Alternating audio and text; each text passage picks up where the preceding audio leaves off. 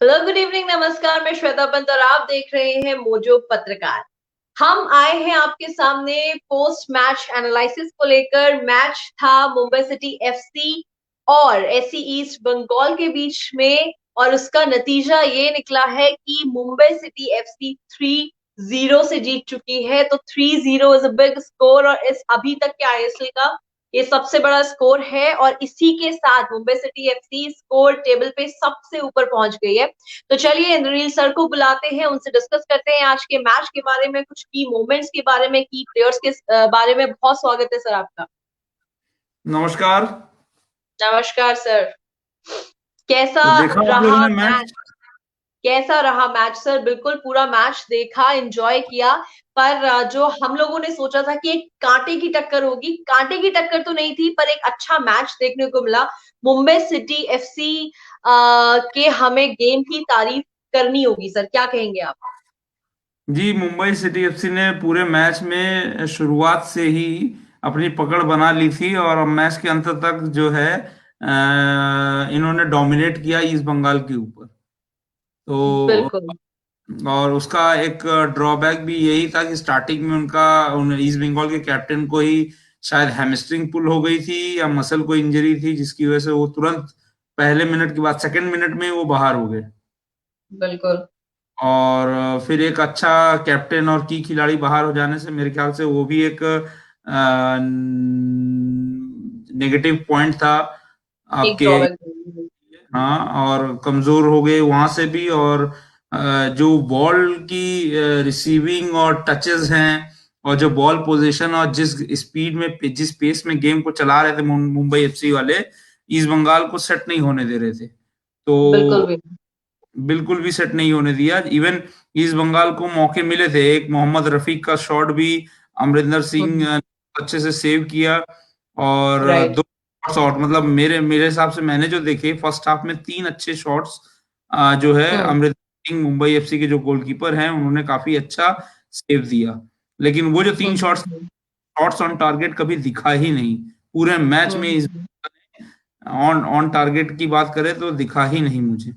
बिल्कुल ऐसा लग रहा था कि जैसे ईस्ट बंगाल कुछ और प्लानिंग करके आई थी, ग्राउंड में कुछ और चल रहा है, प्लेयर्स के बीच में वो तालमेल भी नजर नहीं आया। और कहीं ना कहीं जहां गोल पे गोल होते गए तो उनका जो एक बॉडी लैंग्वेज था वो भी गिरता जा रहा था। और उस वक्त एक ऐसे खिलाड़ी ग्राउंड पे आए जिन्होंने एक एनर्जी लाने की कोशिश तो की, पर शायद फिर से थोड़ी सी देर हो गई थी। वो थे जेजे लाल पेखलुआ, जिनका हम उम्मीद कर रहे थे कि आज वो स्टार्टिंग से खेलेंगे। स्टार्टिंग से तो नहीं, पर एक बैकअप करने टीम को, एक एनर्जी देने टीम को वो ग्राउंड पे आए सेकेंड हाफ में। तो क्या एक डिसीजन लग रहा है सर आपको जेजे लाल पेखुआ को रोकने का? पिछले सीजन जैसा कि हम सब जानते हैं उनका सीजन अच्छा नहीं था ड्यू टू इंजरीज, और कहीं ना कहीं एक शुरुआत कर रहे हैं वो भी अभी इस आईएसएल में। तो शायद इस वजह से उनको रोका जा रहा है और अभी एकदम नहीं लाया जा रहा है प्लेइंग 11 में। पर अभी क्या और डिसीजन लेने की जरूरत है इस ईस्ट बंगाल को? देखिए, अगर जेजे लाल पेगुला की अगर हम लोग बात करते हैं तो मुझे लग रहा है 4-2-3-1 का जो इनका ऑप्शन है इस बंगाल का, four two three hmm. One की फॉर्मेशन से उसमें एक ही फॉरवर्ड रखेंगे। तो उन्होंने डिसाइड हम्म। किया होगा, अकॉर्डिंग टू इससे हम लोग अंदाजा लगा सकते हैं कि या आइदर बलवंत सिंह और जेजे लाल पेगुला। जो मुझे हम्म। तो अब इसमें इन लोगों ने बलवंत को सुपीरियर पाया होगा, इसीलिए इनको बलवंत को फर्स्ट लेवल में रखा गया। लेकिन जब जेजे राइट। लाल को मौका मिला तो उस टाइम इतना ज्यादा देर हो गया था। पहले मैच में आपने जेजे को नहीं दिया, दूसरे मैच में हम्म। जब हार रहे हैं उस टाइम जेजे को उतारने का डिसीजन आपने लिया, उनको उतारा। तो जब आप 3 गोल से पिछड़ रहे हैं और सेकंड हाफ में मुश्किल से 10-15 मिनट 20 मिनट बचे हुए हैं, तो उस टाइम हम्म। कोई, मुझे लगता है कि कितना भी बड़ा खिलाड़ी हो उस टाइम कोई करिश्मा कर पाएगा। बिल्कुल बिल्कुल। 3 गोल से जब आप पिछड़ रहे हो, एक आध गोल नहीं, एक आध गोल हो तो इंसान को थोड़ा सा वो लगता है कि हाँ एफर्ट लगाएं, चलिए एफर्ट लगाया जा सकता है। लेकिन उन्होंने हम्म। फिर भी बेस्ट दिया। लेकिन उससे वो जेजे लाल पेगुला को भी एक मौका मिला था, लेकिन उसका हाँ। जो है बॉल कनेक्शन जो है, पैर का कनेक्शन बॉल के साथ सही वो जगह पे नहीं और सही बैठा। टाइमिंग पे नहीं हुआ। बिल्कुल बिल्कुल बिल्कुल सर। ब्लॉक वही हुआ था, ओपोनेंट डिफेंडर का ब्लॉक हुआ था। हाँ सर। वही एक बात है कि अगर या तो पहले गोल के बाद या तो दूसरे गोल के बाद अगर उनको मौका दिया जाता तो हम कुछ एक उम्मीद जता सकते थे, क्योंकि उनकी एनर्जी हाई थी। वो और लोगों को भी, क्योंकि जब लास्ट के 3 गोल्स हो चुके थे तो ऐसी इस बंगाल की एनर्जी, बॉडी लैंग्वेज बहुत लो दिखने लग गई थी प्लेयर्स की। लेकिन जे जे लाल पेटुआ आके बस यही कोशिश कर रहे थे कि सब बैकअप रहे और खेले, पर जैसा कि आपने कहा काफी लेट हो चुका था।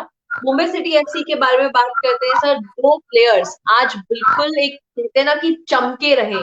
सारे गोल्स में वो 2 प्लेयर्स की जोड़ी थी जो बनी रही, वो थी ह्यूगो बूमस और एडम ली फ्रांडे। इन दोनों की जो एक जोड़ी थी, उन्होंने जो आज एक किया है गोल्स का, और जिस तरीके के गोल्स उन्होंने किए हैं, चाहे पूरा मैच कैसा गिरा हो, बट गोल्स बहुत आसान थे, मतलब आसान गोल मिले उन्हें। तो कहीं ना कहीं एससी ईस्ट बंगाल वो टक्कर नहीं दे पाई जब गोल्स की बारी आ रही थी। तो इन 2 प्लेयर्स की परफॉर्मेंस पे बात करते हैं सर पहले। ये जो दो खिलाड़ी खेल रहे हैं, इन्होंने काफी अच्छा तालमेल भी रखा है और इन्होंने ओवरऑल टीम को पूरा एकदम चढ़ा के खिलाया है। और हम्म। इन्होंने अपॉर्चुनिटीज क्रिएट किए हैं मुंबई एफसी के लिए, ये हम्म। देखने लायक था। इवन अगर हम बात करते हैं थोड़ा सा डिटेल में इन दोनों खिलाड़ियों को हम्म। लेकर, तो मैं आपको कुछ मेरे पास स्टैट्स है और मैं शेयर करना चाहता हूं अपने दर्शकों के साथ कि प्लीज सर। एक सेकेंड जस्ट।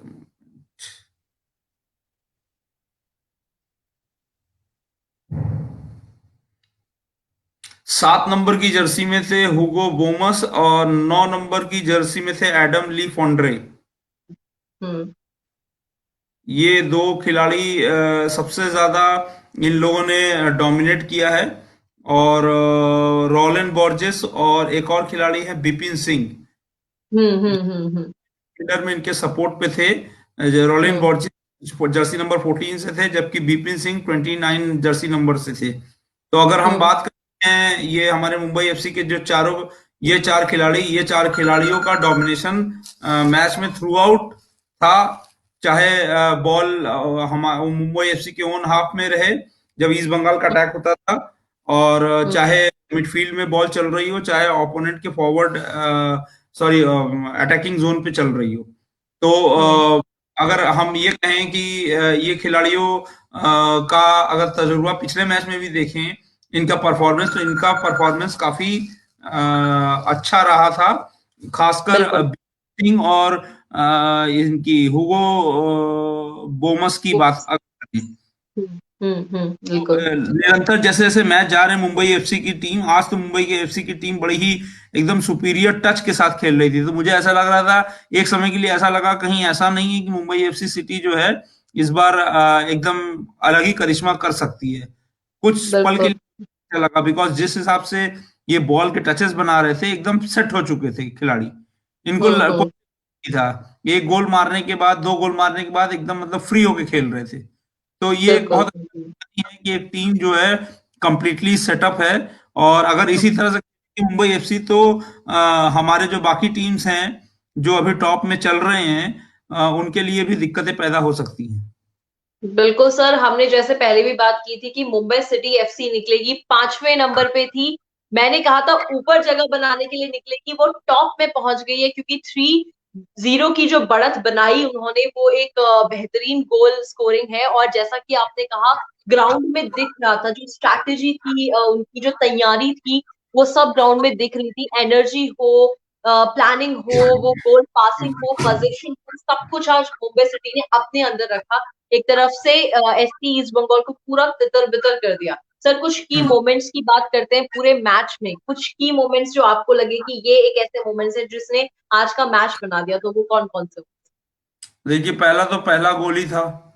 हाँ बिल्कुल, 20वें मिनट में हुआ था। नीट, हाँ, neat and clean goal, clear score किया गया गोल है। और ऐसे गोल जो होते हैं, ऐसे स्टैंडर्ड पे, ऐसे लेवल पे बहुत कम देखने को मिलते हैं, जहां आपने गोलकीपर को भी डॉस दे के एकदम उसको एक तरह से बीट करके आपने पास हाँ, दे दिया, और फाइनली खाली बॉल पे, बस खाली नेट पे बॉल। गोलकीपर तो गोल पे थे ही नहीं। बिल्कुल, वो पास इतना अच्छा था दोनों हाँ, प्लेयर्स का। हाँ, बिल्कुल। बेहतरीन। तो एक ये था। दूसरा, एक कहेंगे कि एक अपॉर्चुनिटी मिली थी मोहम्मद रफीक को, जिसने उन्होंने भी किया था काफी दूर से, लेकिन उसने अमरिंदर सिंह का उतना ही अच्छा डाइविंग, ग्रिपिंग सेव था, जो उन्होंने बिल्कुल। ग्रिप कर बॉल को। और लास्ट में एक मोमेंट की अगर हम बात करें, तो दूसरा गोल जो हुआ, जिसमें हम्म। आपको क्या नाम है, सेकंड गोल किया गया था, एक सेकंड अगर मैं खिलाड़ी का नाम लेता हूँ। एडम फ्रांडे ने ही किया था, if I am not wrong. Second goal, एक सेकंड।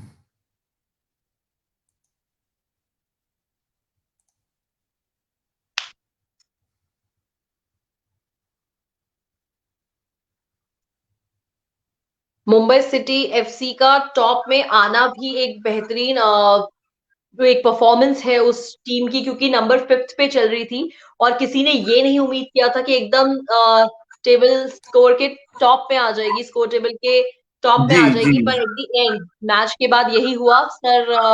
आप सेकंड गोल की हाँ, बात कर रहे थे। सेकंड सेकंड गोल एडम ली फॉन्ड्रे ने ही किया था। हम्म। और क्या नाम है, तो वहां ये जो दो गोल थे, इसके बाद मुझे हम्म। लग नहीं रहा कि अब ये रिकवर कर पाएगी ईस्ट बंगाल। इस और बंगाल।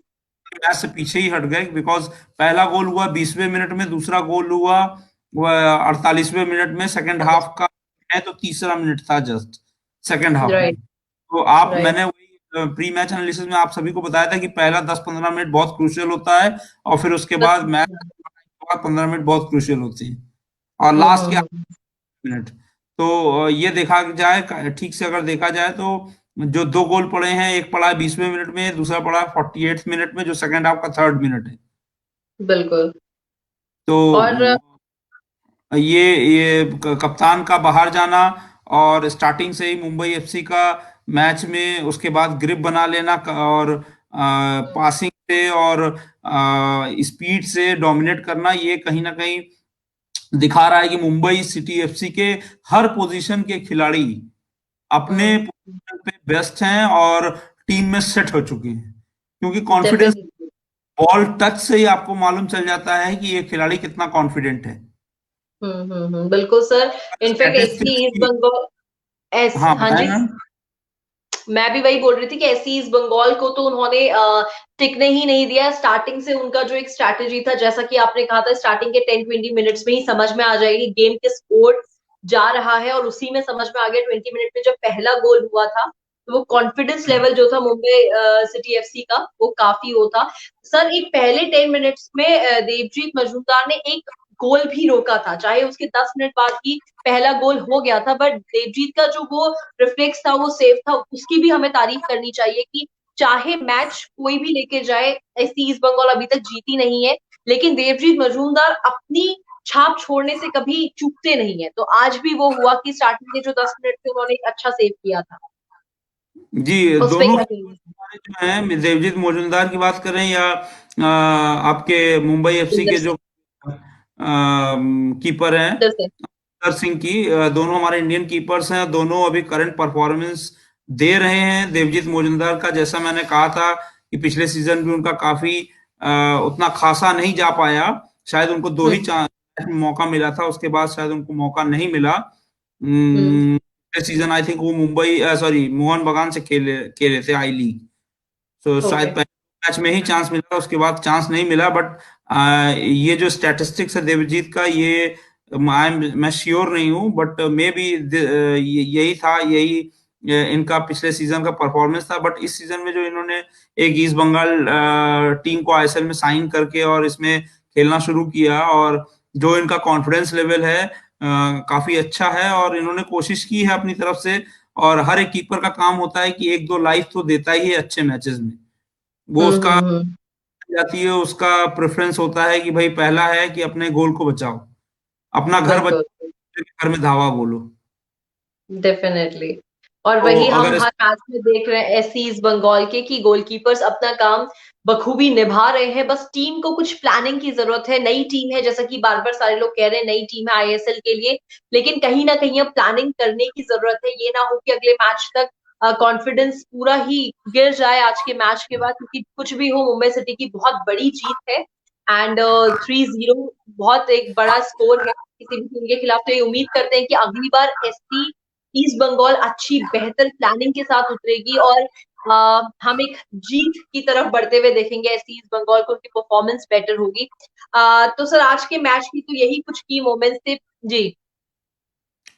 एक स्टैटिस्टिक्स में बड़े ध्यान देने वाली बात है, जो कि मैं चाहता हूँ दर्शकों के साथ, आप सभी के साथ मैं इसको साझा करूँ। अगर थोड़ा सा, अगर आप हमें इजाजत दे तो मैं बोलूँ।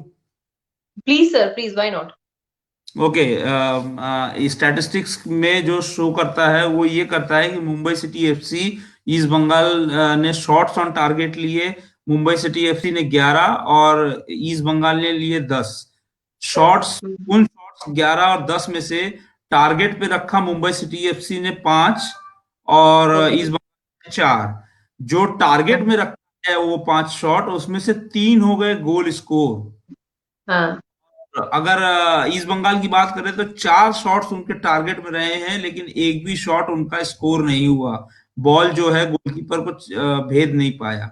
और बॉल पोजीशन में 54% और 46% रेस्पेक्टिवली मोहन बगान और ईस्ट बंगाल का बॉल पोजीशन था।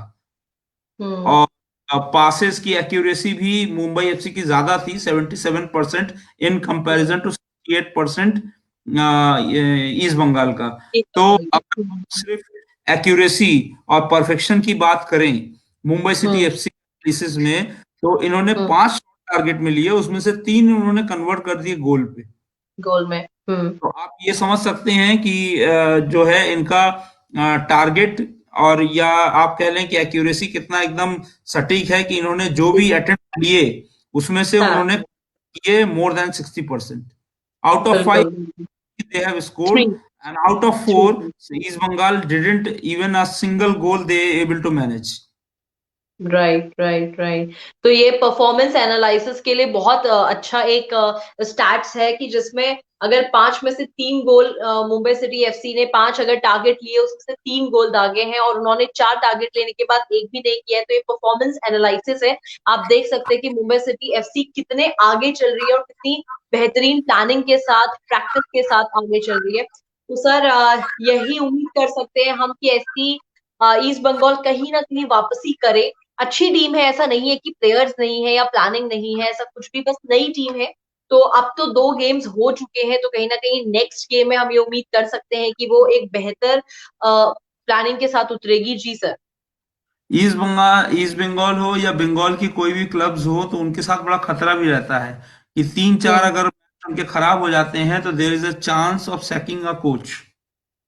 Coach can be sacked also. तो ये एक ड्रॉबैक भी है। मुझे लास्ट के 15 मिनट 20 मिनट जब बचे थे, जब तीसरा गोल हो गया, तो कैमरे ने फोकस किया ईस्ट बंगाल के कोच की तरफ, तो उनका उनका फेस ही बता रहा था कि ही इज इन प्रेशर।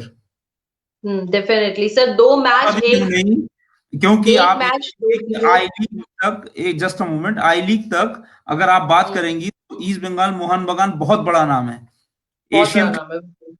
खेलते हैं। एशियन कप 2003 की ईस्ट बंगाल चैंपियन भी रही है, जिसमें बाईचुंग भूटिया कैप्टन थे। तो ईस्ट राइट। बंगाल हिस्ट्री आप उठाएं, ईस्ट बंगाल एक ऐसा क्लब है जो सिर्फ, अगर इंडिया में फुटबॉल अगर जाना जाता है, या फुटबॉल में अगर कोई मील का पत्थर होता है, वो मोहन बगान, ईस्ट बंगाल, ये दोनों नाम सिर्फ आमने सामने आते हैं।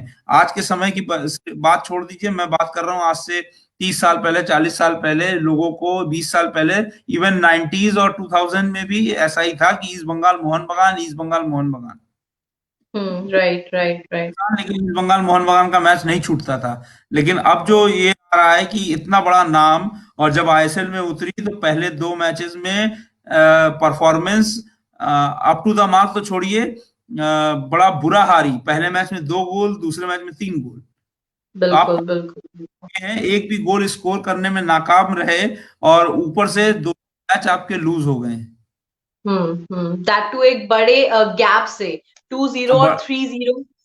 चलिए, हाँ। वो तो चलिए, बड़ा गैप तो हम बाद में जाने देते हैं। आप ये सोचिए कि आपके पास टीम्स हैं, teams like Orissa FC, Hyderabad FC, Jamshedpur FC, हम्म, ये एकदम नई कच्ची टीमें हैं, लेकिन इनके भी हम्म, और ये एटलीस्ट अगर एक मैच हारते हैं तो अगला मैच ड्रॉ या जीतने की कोशिश करते हैं और ऐसा बिल्कुल। रिजल्ट रहता है। मतलब it's a overall you can say it's a mix result. But अगर सिर्फ ईस्ट बंगाल की बात करें तो भाई दो मैच में बॉल पोजीशन से, खिलाड़ियों के पासिंग से और खिलाड़ियों का जो ऑन फील्ड अटेम्प्ट था आज, उससे तो हमें आई एम नॉट सेटिस्फाइड कि ये लग ही नहीं रहा था कि बंगाल की टीम में लग रहा था कि नए खिलाड़ियों को इस बंगाल में जस्ट ला के खड़ा कर दिया गया है और वो खेल रहे हैं।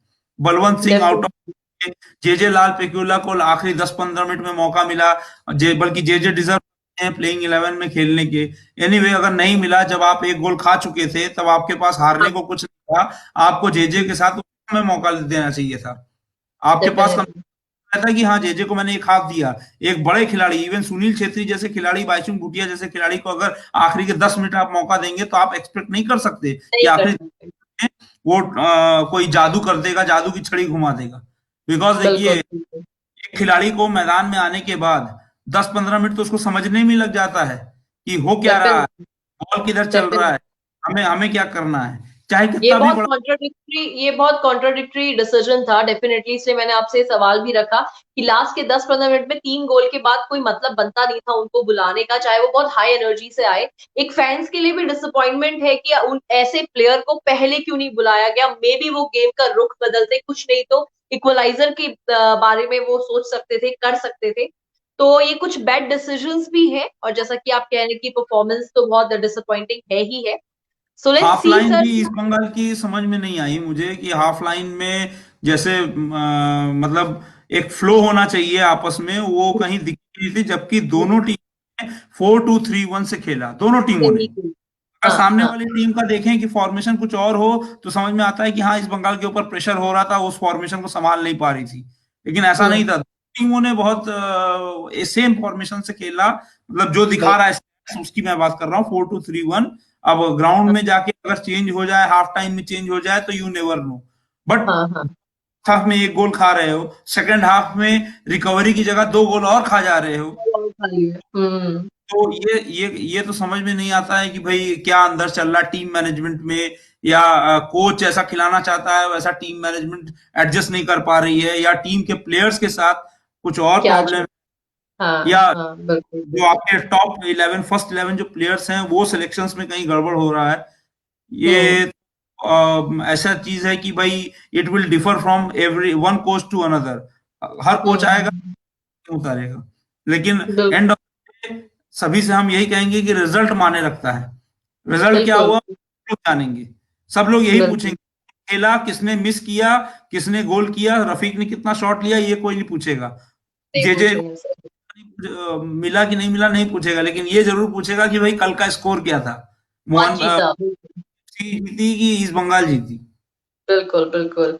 और उसका जवाब ये है कि वो 3-0 से जीतकर सबसे टॉप टीम बन चुकी है। तो मुंबई सिटी के लिए तो आज एक जश्न का माहौल होगा, उसपे कोई शक नहीं है। और जिस तरीके का गेम, जिस तरीके की एनर्जी, जिस तरीके की प्लानिंग मुंबई सिटी एफसी की चल रही है, उनसे उम्मीदें बढ़ चुकी है, एक्सपेक्टेशंस बढ़ चुकी है। जितना ज्यादा कहीं ना कहीं फैंस के लिए एक हार्ट ब्रेकिंग परफॉर्मेंस हो रही है एससी ईस्ट बंगाल की तरफ से, उसी तरह मुंबई सिटी एफसी के लिए फैंस की जो एक एक्सपेक्टेशंस है वो बढ़ती जा रही है। तो हम बस ये उम्मीद करते हैं कि एससी ईस्ट बंगाल बेहतर परफॉर्मेंस के साथ उतरे, बेहतर प्लानिंग्स के साथ उतरे। और अब हम ये भी उम्मीद कर सकते हैं सर कि अगले मैचेस में हमें बहुत चेंजेस देखने को मिल सकते हैं टीम में। प्लेइंग 11 हो या प्लानिंग्स हो या डिफेंस हो, अटैक हो, सब में हमें एक चेंज देखने को मिलेगा एससी ईस्ट बंगाल की टीम में। क्योंकि अब जो है लड़ाई परफॉर्मेंस की है, लड़ाई जीत की है। और अगली बार ग्राउंड में उतरेंगे तो हम ये उम्मीद करते हैं कि वो इसी सोच के साथ उतरेंगे कि हम जीत के जाएंगे। तो देखते हैं सर नेक्स्ट टाइम क्या होता है। आज के मैच का तो लेखा जोखा यही निकला कि 3-0 से मुंबई सिटी एफसी जीत कर सबसे टॉप में पहुंची है। कल का मैच हैदराबाद एफसी और जमशेदपुर एफसी के बीच में है। सो कल देखते हैं, हैदराबाद एफसी बहुत अच्छी परफॉर्मेंस कर रही है जमशेदपुर एफसी के साथ। इनके बीच में भी हम कह सकते हैं नई टीम है, जैसा कि आपने कहा दोनों की दोनों। लेकिन टक्कर की एक कांटेदार टक्कर यहाँ पे भी हम उम्मीद कर सकते हैं कल के मैच की भी। तो सर बिल्कुल कल जुड़ते बिल्कुल। हैं वापस से 6:30 बजे प्री मैच एनालिसिस में। दोनों टीम्स के साथ कुछ प्लेयर्स की बातें करेंगे, मूवमेंट्स की बातें करेंगे, प्रिडिक्शंस करेंगे स्कोर की। So thank you so much sir आज जुड़ने के लिए। कल वापस से 6:30 बजे आपसे जुड़ते हैं और बातचीत करते हैं। Thank you so much sir. Thank you, शुभ रात्रि, नमस्कार। Good night sir. तो जैसा कि आपने देखा, इंद्रनील सर हमारे साथ जुड़े थे और उन्होंने ऐसी ईस्ट बंगाल को लेकर काफी सारी बातें की और कहीं ना कहीं डिसअपॉइंटमेंट सर की तरफ से भी था। एनालिसिस जब वो कर रहे थे तो उसमें भी उन्हें लगा कि उनकी performance up to the mark तो छोड़िए, आसपास भी कहीं नहीं थी और कहीं ना कहीं प्लानिंग करने की जरूरत है इस ईस्ट बंगाल को काफी ज्यादा, क्योंकि फैंस के लिए डे टू डे डिसअपॉइंटमेंट बढ़ता जा रहा है। वहीं दूसरी ओर मुंबई सिटी एफसी की परफॉर्मेंस हर एक गेम के साथ सुधरती जा रही है और उसी का रिवॉर्ड आज मुंबई सिटी एफसी लेके गई है। 3-0 से मैच को जीतना एक बार, और जो स्कोर टेबल है उसमें सबसे टॉप में अपनी जगह बना चुकी है। तो देखते जाइए, जैसे जैसे आईएसएल बढ़ता जा रहा है, टीम्स का एक सिलेक्शन होता जा रहा है, कौन सी टीम ऊपर जा रही है, कौन सी टीम नीचे जा रही है।